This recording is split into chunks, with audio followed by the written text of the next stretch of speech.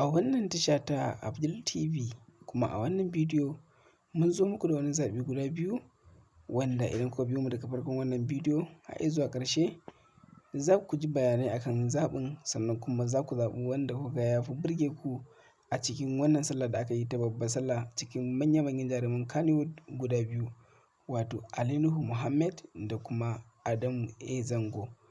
Ok, tun kafin mu je zuwa cikin wannan bidiyo, idan wannan ne farkon ziyartar ka wannan tasha tamu, muna roƙonka da ka danna alamar subscribe, sannan sai ka danna alamar ƙararrawa, domin ta haka ne a duk lokacin da muka ɗora sabon bidiyo kai tsaye YouTube za su sanar da kai a wannan tasha tamu ta Abdul TV. Don haka idan wannan bidiyo ya burge ku, kada ku manta ku danna mana alamar like. Don haka mu je zuwa cikin bidiyon. Kamar yadda dukkanin wani mai kallon fina-finan Hausa wanda yake kallon fina-finai da harshen Hausa na masana'antar Kannywood ya san waɗannan su ne fitattun jarumai kuma wanda suka daɗe a masana'antar ta Kannywood, wadda dukkanin wani abu da za a gwada akan manyan jarumai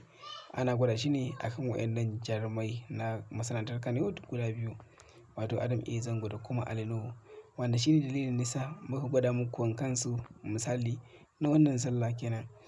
Kamar yadda kuke gani, Adam A Zango ya adon farin kaya, sannan kuma shi ma an yi mai ɗinki mai matuƙan kyau, sannan shi kuma Adam A Zango ga wankan da ya yi nan, wadda kowanne wankan nashi ya yi yadda ya kamata. Amma sai dai ku ga mu a namu ra'ayin mun tsabi wancan wankan shi ya yi 100%, shi kuma wannan ya yi 70%.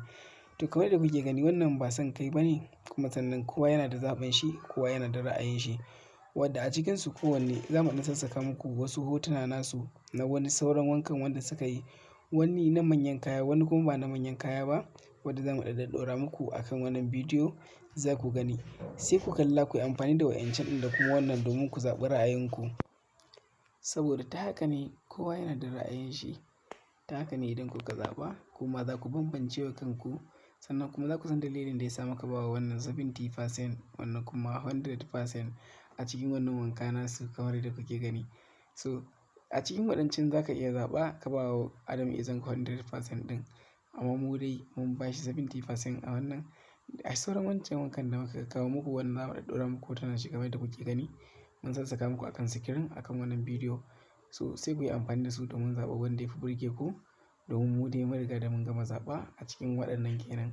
kamar yadda kuke gani. So kada ku manta dai kuna tare da tashar Abdul TV, sannan kada ku manta ku yi subscribe domin samun abubuwa wanda suka shafi masana'antar Kannywood da dai sauran wasu abubuwa wanda suka shafi sababbin mawaƙa